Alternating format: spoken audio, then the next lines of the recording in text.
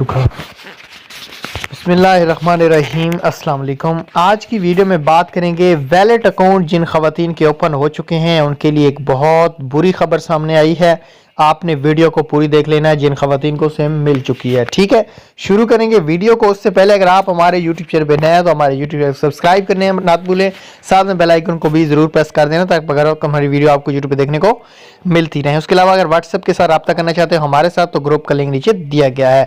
Social protection wallet account کی سم پر کوئی بھی اکاؤنٹ بنانے کی ضرورت نہیں ہے۔ یہ سارا کام ادارے کی جانب سے قائم کردہ تحصیل دفتر کیمپ سائٹ میں کیا جا رہا ہے۔ سم کو محفوظ رکھیں تاکہ آئندہ آنے والی قسط وصول کرنے میں آپ کو پریشانی نہ ہو۔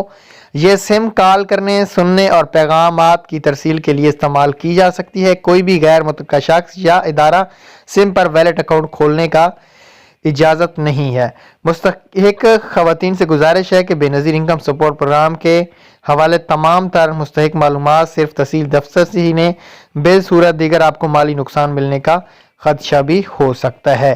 اب اس ویڈیو کو بنانے کا مقصد یہ ہے جن خواتین کو ویلٹ سم مل چکی ہیں ان سے گزارش ہے کہ اس سم پر خود سے یا کسی دکاندار کے ذریعے ایزی پیسے یا جیز کیش یا کوئی بھی اکاؤنٹ کھلوانے کی ضرورت نہیں ہے، ٹھیک ہے۔